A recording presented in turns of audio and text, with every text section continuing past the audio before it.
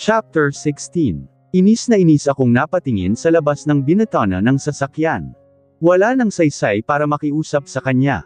Sarado na ang isip ni Ryder at alam kong kahit na ano pa ang pakiusap na gagawin ko hindi ito makikinig sa akin. Gagawin nito ang kung anuman ang kanyang naisin. Alam mo bang labis na nasaktan si Charles sa pagkawala mo? Iniisip namin na wala ka na. Bakit nagawa mong pagtagwan kami, Ash?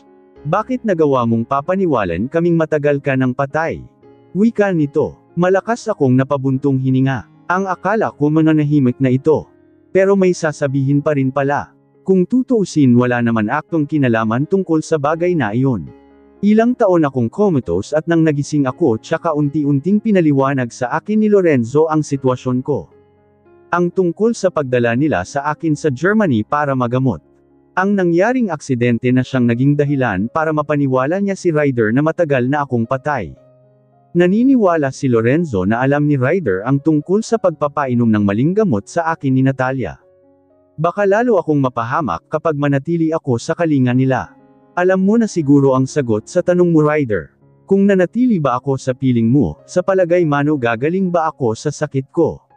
Makakaligtas ba ako? Imposibleng hindi mo alam ang pinanggagawa ni Natalia sa akin.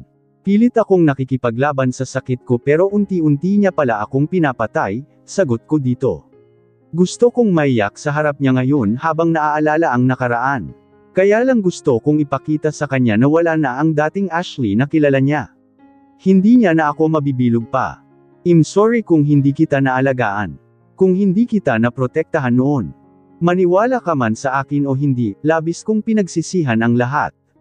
Sana bumalik ka na sa akin, Ash, sana mapatawad mo ako. Sagot nito. Tinitigan ko ito sabay iling. Para sa inyo, matagal na akong patay, diba? Sana magstick na lang kayo doon. Si Charles ang dahilan kaya nandito ako. Wala na akong balak pang makipagbalikan sa iyo, Ryder. Tuldok. Magsama kayo ni Natalia. Sagot ko. Agad kong napansin ang pait sa mga mata nito habang nakatitig sa akin. Pero hindi na ako maniniwala pa sa mga ipinakita nito sa akin. Masakit tanggapin na ipinagpalit niya ako sa mismong kapatid ko. Isang kapatid na pinagtangkaan ang buhay ko, hindi ko sila kakampi. Tanging si Lorenzo at ang pamilya lang niya ang may pagpapahalaga sa akin. Ash, please hayaan mong itama ko lahat ng pagkakamali kong nagawa. Please, mahal na mahal kita, ngayong nandito ka gusto kong patunmayan sa iyo na mahalaga ka sa akin. Nalabis kong pinagsisisihan lahat ng pagkakamali na nagawa ko. Sagot nito, muli akong umiling, hindi na kailangan. Matagal ko nang tinapos ang kung anong meron man sa atin noon. 2 beses mo nang ginawa sa akin ito, Ryder. Tama na. Palayain mo na ako. Sagot ko. Napansin ko ang agad na pagrehistro ng galit sa mga mata nito habang nakatitig sa akin pagkatapos kong sabihin ang katagang iyon. Pero hindi ako dapat matakot, sila ang may malaking kasalanan sa akin, hindi na ako magpapauto pa sa kanya. Dahil ba kay Lorenzo? Masaya ka ba sa kanya? Siya na ba ang mahal mo? Tanong nito. Nagtataka akong napatitig dito, hindi niya ba alam na may asawa na si Lorenzo? Wala na ba itong balita pa sa matalik niyang kaibigan? Hindi ko alam. Sa bagay, simula nang muli akong nagkamalay never na namin napag-usapan pa ang tungkol kay Ryder.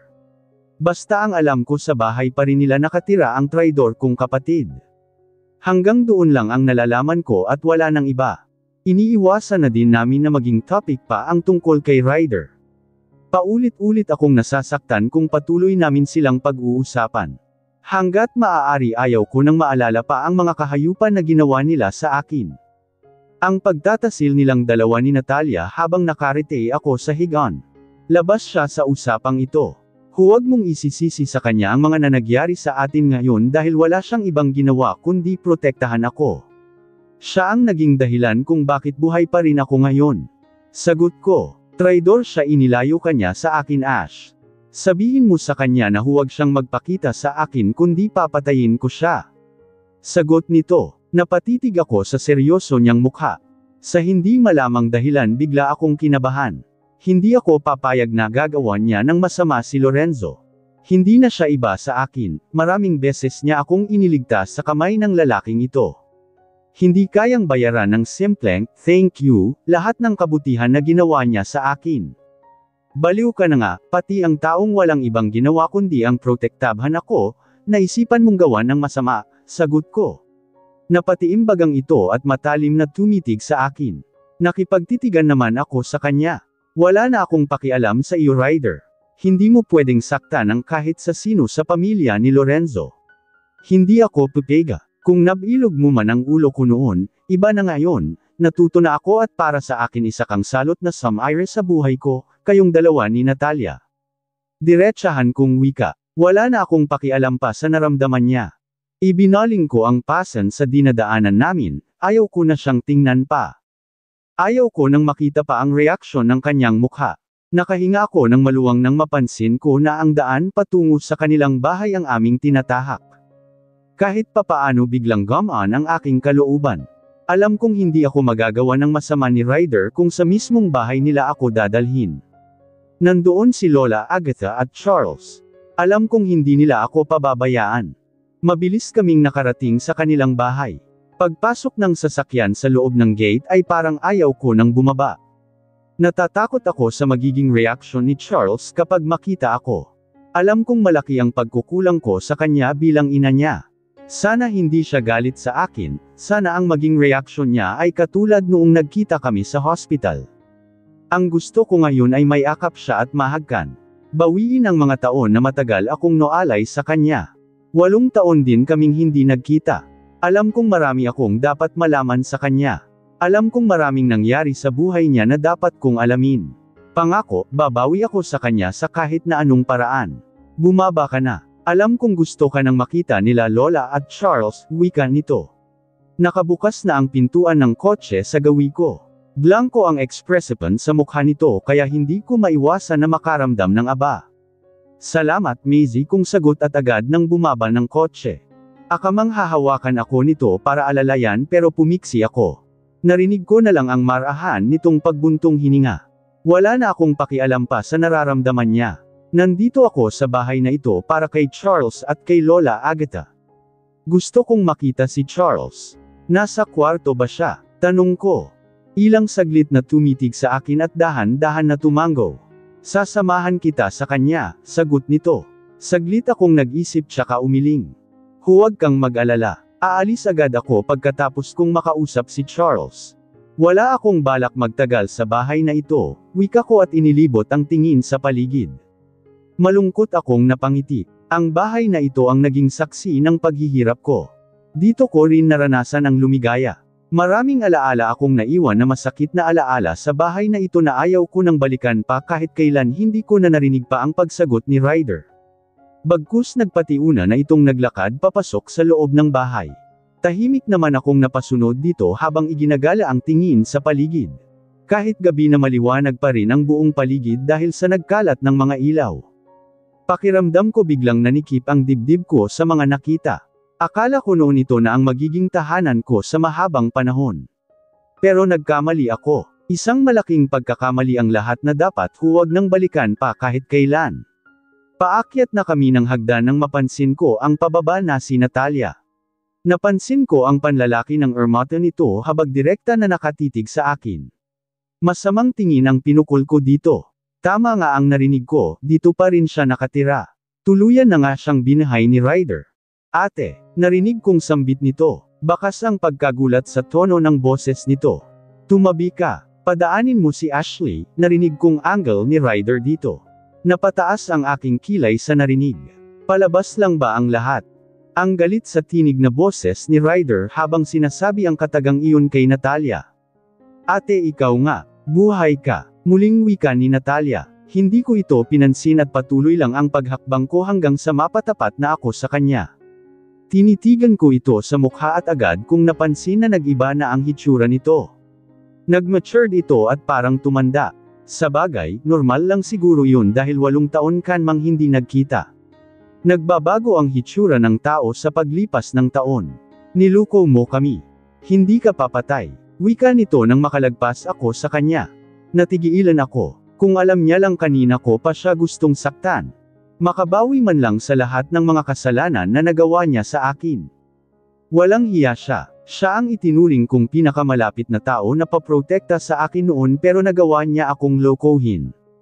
Inahas niya ang asawa ko at pinagtangkaan niya pa akong patayin.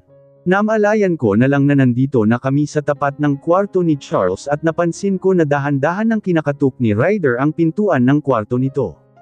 Ilang saglit lang ay bumukas na iyon at iniluwa ang mukhang kakagising lang na si Charles. Agad itong tumitig sa akin kasabay ng pagtulo ng luha sa mata. Mama, sabi ko na nga ba buhay kayo eh. Hindi pa naginip ang lahat. Nasa tabi ko kayo noong nasa hospital ako. Wika nito sabay yakap sa akin. Hindi ko naman mapigilan ang umiyak. I'm sorry anak. I'm sorry kung bakit ngayon lang ako nakabalik. Wika ko dito. Tanging hagulhol lang ang naging sagot nito habang mahigpit na nakakapit sa akin, patawad kong natagalan bago ako gumaling Charles. Sorry sa mga taon na dapat magkasama tayo, pero maniwala ka sa akin. Ikaw ang ginawa kong inspiration para malagpasan ko ang lahat. Sorry kung nasaktan kita at pati ikaw ay napaniwala na matagal na akong patay. Wika ko habang patuloy ang pagtulo ng luha sa aking mga mata. Mama, mahal na mahal kita. Hindi na mahalaga sa akin ang lahat.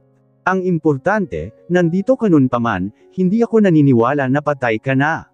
Sagot nito, lalo naman akong napahagulhol ng iyak. Ang bait talaga ng anak ko. Isa sa mga dahilan kaya nag-aalangan akong tuluyan na magpakita dito dahil baka sumbatan niya ako, pero hindi, nagkamali ako. Siya pa rin ang dating Charles na kilala ko. Ang baby Charles ko. Ma, mangako po kayo sa akin, huwag niyo na po akong iwan ulit. Nandito na kami sa loob ng kanyang kwarto at bakas ang pakikiusap sa boses ni Charles habang sinasabi ang katagang iyon. Para namang biglang tinusok ng karayom ang puso ko nang marainig ko ang katagang iyon. 8 taon na nagtiis ang anak ko na wala ako sa tabi niya. Hindi ko man lang ito naalagaan. Binatang binata na siya. Wala nang bakas ng dating Charles. Napatunayan ko ito sa ayos ng kanyang kwarto.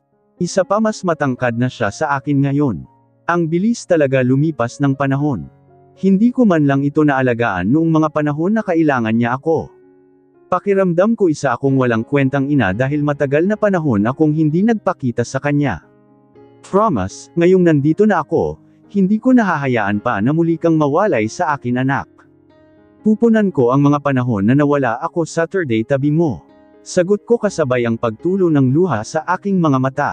Agad kong napansin ang pagguhit ng masayang ngiti sa labi nito. Pagkatapos ay lumapit sa akin at muli akong niyakap. Thank you Maria. Thank you dahil binalikan niyo ako. Huwag po kayong mag-alala. Ngayong malaki na ako, kaya ko na kayong ipagtanggol kahit kanino. Thank you dahil din inaglahat ang panalangin ko. Noon pa man hindi po ako naniniwala na patay ka na. Alam kong muli kayong babalik para makasama ako. Wika nito. Ramdam ko ang pagyugyug ng kanyang balikat dahil sa impit nitong pag-iyak. Lalo naman akong napaiyak dahil doon. Pasensya ka na anak ha. Pasensya na kung natagalan ang muli kong pagbalik. Medyo matagal din akong nakipaglaban sa sakit kong leukemia. Tuldok. Hindi ako pwedeng umuwi ng Pilipinas hanggat hindi idiniklare ng doktor na totally healed na ako.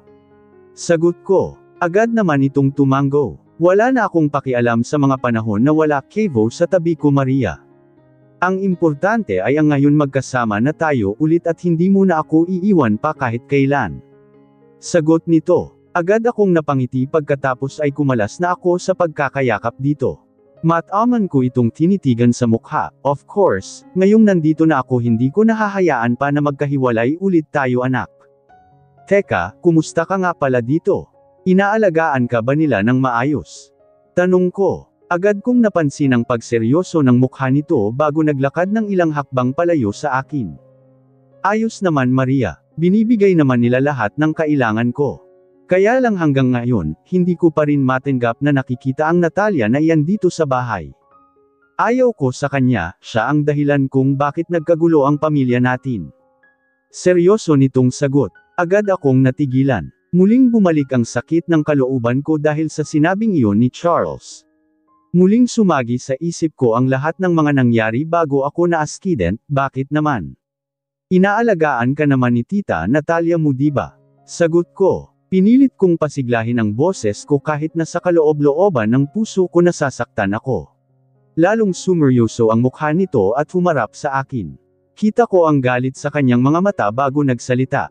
Ma, bata pa po ako noon at hindi pa masyadong alam ang mga nangyayari sa paligid ko. Ang tungkol sa pagka-aksidente mo, ang tungkol sa sakit mo. Pero habang lumalaki ako nagiging aware na ako sa lahat. Ang tungkol sa pagkakaroon ni Papa ng relasyon kay Natalia. Hindi din nakaligtas sa pandinig ko kapag napag-uusapan ng lahat dito sa loob ng bahay ang mga nangyari noon. Kaya nga nagrebelde ako, hindi ko matanggap na hindi man lang kita natulungan noon. Hindi man lang kita na ipagtanggol, mahabang wika ni Charles habang bakas ang lungkot sa boses nito. I'm sorry, sagot ko at hindi ko na napigilan pa ang muling pagtulo ng luha sa aking mga mata. Agad na umiling si Charles. No, not your fault, Maria. Wala kang kasalanan. Hindi mawala sa isip ko kung paano ka umiyak ng gabing iyon bago ka na aksidente. Ikaw ang biktima dito. Ikaw ang niluko nila. Siguro, kung malaki na ako nang mangyari ang lahat ng iyon, baka na ipagtanggol pa kita laban sa kanila. Kaya lang hindi masay daw pa akong bata noon. Wala akong magawa kundi umiyak. Sagot nito, lalo naman akong napaiyak. Ramdam ko ang pagmamahal sa akin ni Charles. Hindi man lang nito nagawang magalit sa akin sa kabila ng mga nangyari. Akala ko normal lang na palaging magkadikit noon sila Tita Natalia at Papa. Hindi ko akalain na may relasyon na pala sila. Sorry ma kung wala man lang akong nagawa para ipagtanggol ka noon, wika nito kasabay ng pagtulo ng luha sa kanyang mga mata. Agad ko itong nilapitan at hinawakan sa kamay. Wala kang kasalanan Charles, sarili kong laban ito. Huwag mong pag-aksayahan ng panahon ang mga nangyari na. Tapos na ang mga iyon at nalagpasan ko na, sagot ko at pilit na ngumiti. Matagal akong tinitigan ni Charles bago tumingin sa malayo. Dapat pala kay Papa Lorenzo ka na lang. Siguro hindi mo napagdaanan ang lahat ng iyon kung si Papa Lorenzo ang naging asawa mo Maria. Naalala ko pa kung walong paano kanya alagaan noon. Siguro hindi mo napagdaanan lahat ng sakit kung siya ang naging asawa mo. Malungkot nitong sagot. Agad naman akong napailing. No, please Charles, don't say like that. Isang mabait na kuya lang ang tingin ko kay Lorenzo noon pa. Isa pa, kahit na hindi naging kami, hindi siya nagsawa sa pag-aalaga sa akin. Hindi niya ako pinabayaan hanggang sa gumaling ako. Siya at ng kanyang asawa, sagot ko. Agad kong napansin ang pagkagulat sa mga mata nito dahil sa sinabi kong iyon, asawa. Nag-asawa na si Papa Lorenzo? Tanong ito. Agad akong tumango. Yes, naalala mo ba si Nurse Rona? Siya ang asawa ni Papa Lorenzo mo ngayon. Sila ang nag-alaga sa akin hanggang sa gumaling ako, sagot ko. Agad kong napansin ang pagsilay ng masayang ngiti sa labi nito. Naalala ko na Maria, mabait si Nurse Rona, lagi niya akong dinadalhan ng pasalubong noon tuwing pumupunta siya dito sa bahay para alagaan ka. Sagot nito. Agad akong tumango. At siya din ang nag-alaga sa akin hanggang sa gumaling ako. Silang dalawa ni Papa Lorenzo Mano, hindi nila ako sinukuan kaya malaki ang utang na loob ko sa kanila. Napakabait nila anak, sagot ko. Gusto kong magpasalamat ng personal sa kanila Maria. Pwede ba natin silang puntahan? Saan sila nakatira ngayon? Excited na sagot ni Charles. Bakas ang excitement sa box nito. Hindi ko mapigilan ang matawa. Biglang naglaho ang lungkot sa pagitan naming dalawa nang napag-usapan namin ang tungkol kay Lorenzo. Wala sila dito sa Pilipinas anak. Actually, after ng aksidente na nangyari sa akin 8 years ago, dinala nila ako sa Germany. Kakauwi ko lang din dito sa Pilipinas nang ideklara ng doktor ko na magaling na ako sa sakit ko. Sagot ko, talaga po, kung ganoon dapat nga po pala ako magpasalamat sa kanila dahil sa ginawa nila sa iyo Maria. Grabe ang sakripisyo at tulong na ibinigay nila sa iyo gumaling ka lang which is dapat si Papa Ryder ang gumawa noon sa iyo, sagot nito. Muli akong nakaramdam ng lungkot, tama si Charles, dapat si Ryder ang mag-alaga sa akin pero pakiramdam ko lalo nila akong pinapatay ni Natalia noon para tuluyan na silang maging malaya, hayaan mo anak, kapag makauwi sila ng Pilipinas, makikipagkita tayo sa kanila. Sa ngayon sulitin muna natin ang mga panahon na magkasama tayo. Gusto kong mapunan lahat ng pagkukulang ko sa iyo anak. Gusto kong makabawi, nakangiti kong sagot. Agad naman itong tumango. Hindi na namin namalayan pa ang paglipas ng oras. Sabay pa kaming natawang mag-ina nang mapansin namin na halos 3:00 na pala ng madaling araw. Sa dami ng napag-usapan namin ngayon hindi man lang namin namalayan ang oras. Halatang miss na miss namin ang isa't isa. May mga damit akong hindi pa nagagamit dito Maria. Pwede mong gamitin bilang pamalit ng damit na suot mo. Waka ni Charles sa akin. Naghahanda na ito sa pagtulog. Salamat anak. Sige na matulog ka na. Promise nandito pa rin ako hanggang sa pag-aisang mo mamaya. Nakangiti kong sagot. Agad naman itong tumango. Naglakad ako papunta sa kanyang walk-in closet para maghanap ng pwede kong maisuot. Malaking bula si Charles kaya naman halos umabot sa tuhod ko ang t-shirt nito na napili kong isuot. Pagkatapos kong gawin ang evening routine ko ay agad na akong tumabi sa higaan nito. Nakakaramdam na din ako ng antok at alam kung marami pa akong pagdadaanan pagkagising ko. Sa ngayon kailangan ko ang magpahinga. Alam kong marami pa kaming pag-uusapan ni Ryder. Pati na din ng traidor kong kapatid na si Natalia. Sisiguraduhin ko na makakaganti ako sa kanya sa lahat ng ginawa niya sa akin noon. Sa ginawa nilang pagtataksil, hindi pwedeng basta ko nalang kalimutan ang lahat. Sila ang nag-umpisa ng gulong ito kaya natgan tatapusin ko sa paraang alam ko. Kanina pa ako nakatayo dito sa gilid ng pool habang nakatanaw sa kawalan. Natutuwa ako sa isiping nandito ulit si Ashley, buhay siya at malakas pero hindi ko maiwasan na makaramdam ng lungkot sa isiping pinaniwala nila ako sa isang kasinungalingan. Matagal akong nagluksa sa pagkawala niya. Siguro tawang-tawa ang gagong Lorenzo na iyon tuwing nakikita ako na iyak ng iyak doon sa mausoleum. Wala naman palang dapat iyakan dahil buhay na buhay pa ang asawa ko. Ganoon na ba talaga ako kasama para paikutin nila? Ganoon na ba talaga ako kawalang kwentang asawa para tanggalan ng karapatan na maligaan siya noong mga panahon na may sakit siya? Si Lorenzo, siya na naman. Bakit ba ang hirap ko mawala sa anino niya? Bakit ba palagi niya na lang akong nalalamangan? Dahil ba mas mabuti siyang tao kumpara sa akin? Fuck. Hindi ako papayag na hindi muling bumalik sa akin si Ashley. Nagkawalay man kami ng 8 taon pero handa ko pa rin siyang ipaglaban. Hindi ako papayag. Handa ko pa rin siyang ipaglaban kahit na may anak na silang dalawa ni Lorenzo. Asawa ko pa rin si Ashley kahit na anong mangyari. Totoo ba? Buhay siya. Nandito sa Ate Ash. Kailan mo pa ito alam? Bakit hindi mo man lang nabanggit sa akin na buhay pa pala siya? Hindi ko mapigilan na mapatiimbagang ng muli kong narinig ang boses na iron. Si Natalia. Bakas ang pagkagulat sa mukha nito nang titigan ko siya. Kailangan mo pa bang malaman? Alam mo sa sarili mo kung ano ang kasalanan na nagawa mo sa kanya noon. Huwag ka nang magtangkapang lumapit sa kanya, seryoso kong sagot. Babalikan mo na ba siya? Basta-basta mo na lang ba akong itatapon ngayon na parang isang basahan? Tanong nito, hindi ko naman maiwasan na mapang-isi sa sinabi nito ngayon lang. Hanggang ngayon pa ba umaasa pa rin siya na matutunan ko siyang mahalin? Kailan ba siya gising sa katotohanan na kaya ko lang siya pinayagan na tumira dito sa bahay sa loob ng 8 taon para mapagdusahan niya ang lahat ng kasalanan na nagawa niya? Ngayong nandito na si Ashley, ito na din ang pagkakataon na palayasin ko ito dito sa bahay na ito. Iwan mo muna ako dito. Baka makita tayo ni Ashley at kung ano pa ang isipin niya. Malamig kong sagot dito. Agad na tumulo ang luha sa kanyang mga mata. Tama nga ang hinala ko, siya pa rin pala. Kahit ano pa ang gawin ko, hinding-hindi mo pa rin siya kayang kalimutan. Umiiyak na sagot nito, yes, siya pa rin at ihanda mo na ang sarili mo. Gusto kong umalis ka na sa bahay na ito bukas na bukas din. Malamig kong sagot at agad itong tinalikuran.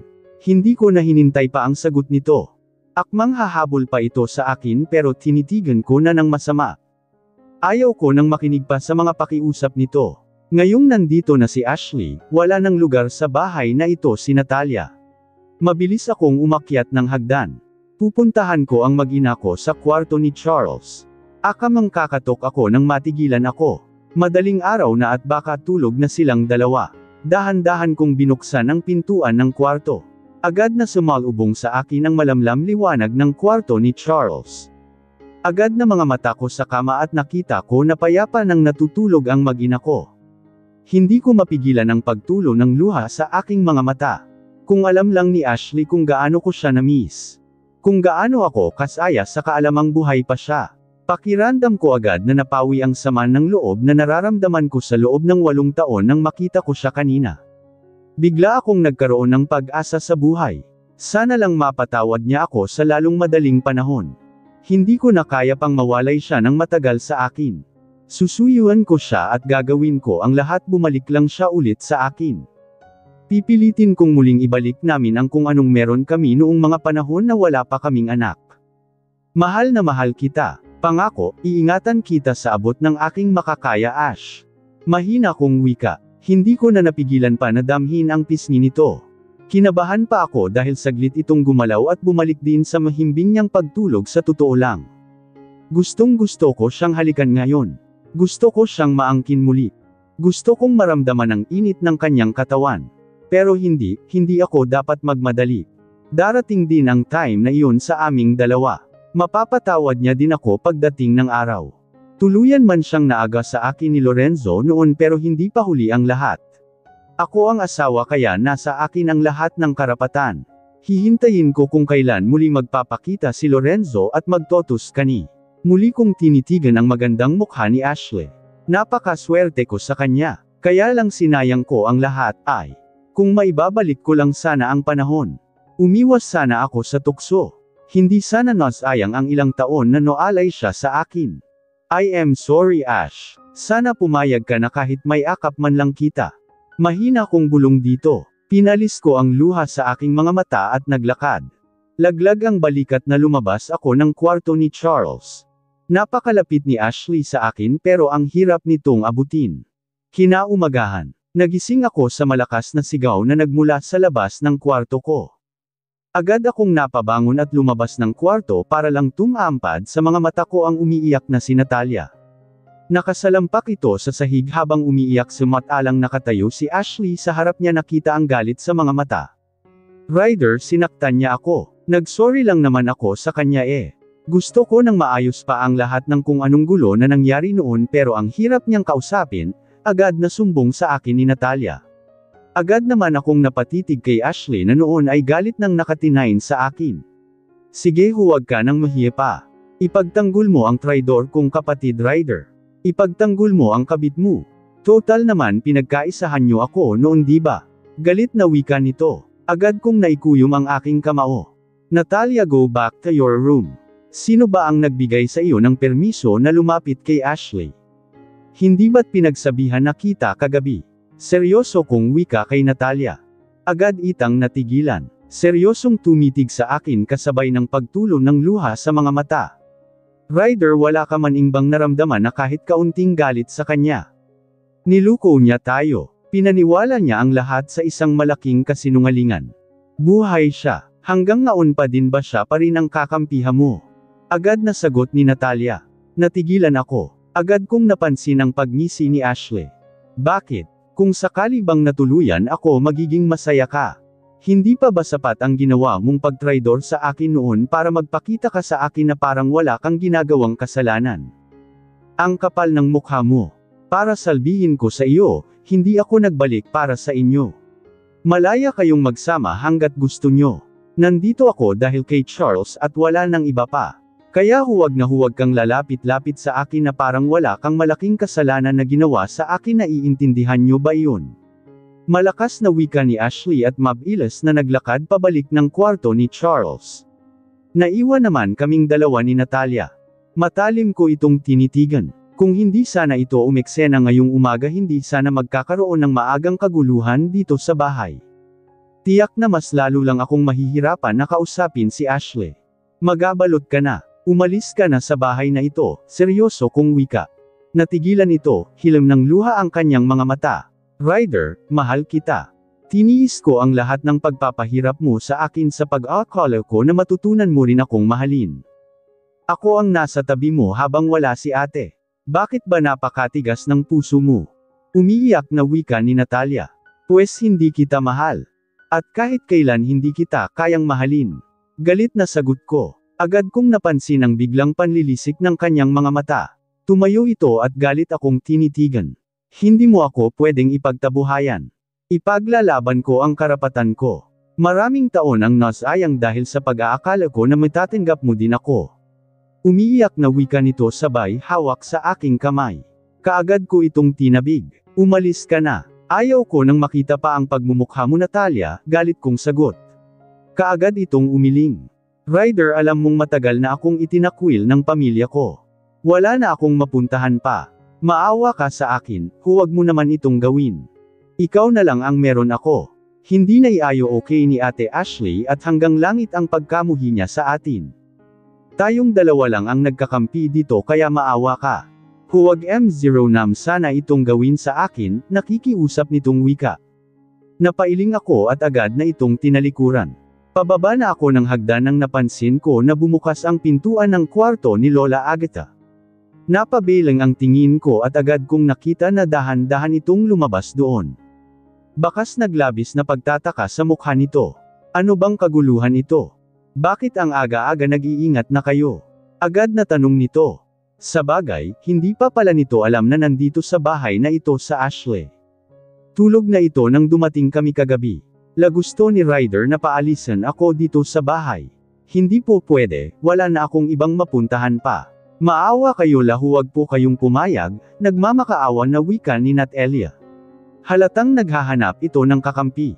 Agad naman tumitig sa akin si Lola Agatha. Nagtatanong ang mga mata nito. Nandito na si Ashley la, mahinahon kong sagot. Agad kong napansin ang pagkagulat sa mga mata nito dahil sa sinabi ko. Hanggang ngayon nanginginig pa rin ang laman ko sa sobrang galit kay Natalia. Ang kapatid kong hindi ko akalain na magagawa akong traidorin at pagtangkaan ang buhay ko noon para lang tuluyan nitong maagaw ang lalaking akala ko hindi niya na ako sasaktan pang muli. Pero sa pangalawang pagkakataon nabigo ako. Muling natukso sa ibang babae si Ryder at worst sa kapatid ko pa talaga. Sa kapatid kong akala ko isang santa at kakampi ko habang buhay. Ang lakas ng loob ng Natalia na iyon nakausapin ako ngayon. Ano ang palagay niya sa akin basta ko na lang kakalimutan ang lahat ng mga kasalanan na nagawa niya?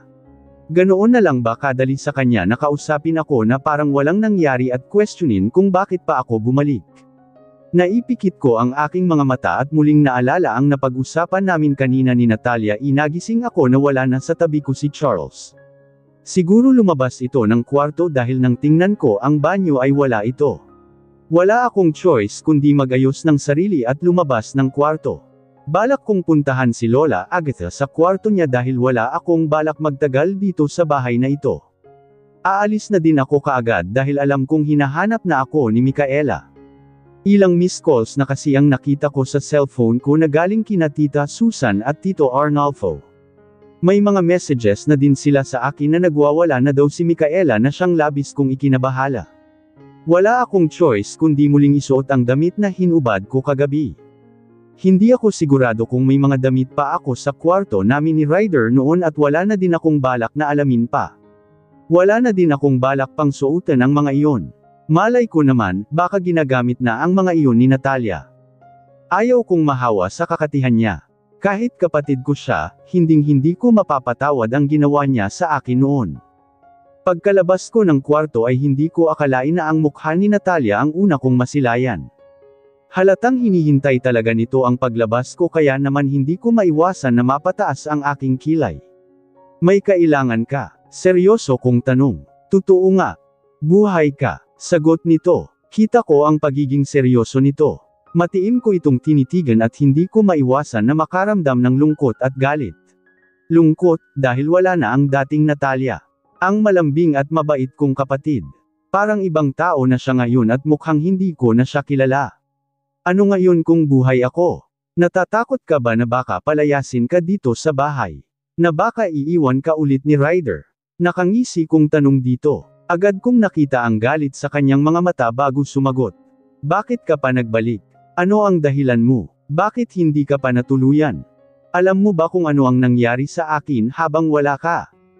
Itinakwil ako ng pamilya natin. Sobrang sama ng tingin nila sa akin. At dahil sa iyo iyon. Galit na sagot nito. Agad akong napangiti. Di kinarm ka kaagad. Sino ba naman ang magtatangka na kakampi sa isang katulad mong ahas? Kahit kapatid kita ikinakahiya ko ang ginawa mo. Imagine, habang nakikipaglaban pala ako sa sakit ko noon unti-unti mo akong pinapatay at inaahas ang asawa ko. Sagot ko. Lalong namula ito sa galit. Agad naman nagdiwang ang kalooban ko. Ako na ang mahal ni Ryder. Wala ka ng lugar sa bahay na ito kaya umalis ka na. Sagot nito. Napahalakhak ako, aus talaga. Parang iba yata ang sinasabi ni Ryder sa akin kagabi. Sigurado ka ba dyan sa sinasabi mo Little Sissy? Tanong ko sabay titig sa kanyang mga mata. Agad kong napansin ang pag-iwas ng tingin nito sa akin bago sumagot. Papayagan niya ba akong tumira dito sa bahay na ito kung hindi ako mahalaga sa kanya? Ako na ang mahal ni Ryder at wala ka nang magagawa pa para maaga mo siya sa akin, sagot nito.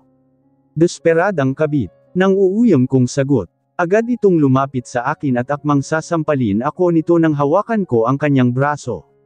Galit ko itong tinitigan sa mga mata at gamit ang kabila kong kamay agad ko itong sinampal. Ano siya, ako na nga itong niluko nila ako pa ngayon ang sasaktan niya. Masyado na siyang abusada. Halos tumabingi ang mukha nito sa lakas ng pagkakasample ko sa kanya. Kita ko sa kanyang mga mata ang pagkagulat. Hindi marahil niya inaasahan ang gagawin ko sa bagay, nakilala ako nito na isang mabait na ate.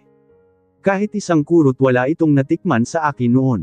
Kasama siya sa nakinabang sa perang ibinayad noon sa akin ni Lola Agatha kapalit ng pagpapakasal ko kay Ryder. Siguro, kung hindi dahil sa perang iyon na siyang naging kapalit ng sakit na naranasan ko ay baka wala ito ngayon sa kanyang kinatatayuan.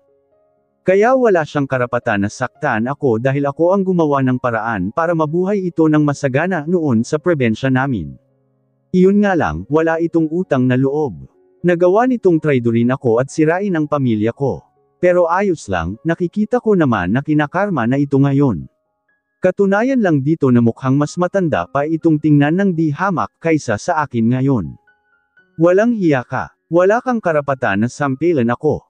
Nakalimutan mo na ba na ako na ang reyna sa bahay na ito? Pwede kitang palayasin sa pamamahay na ito kung gusto ko.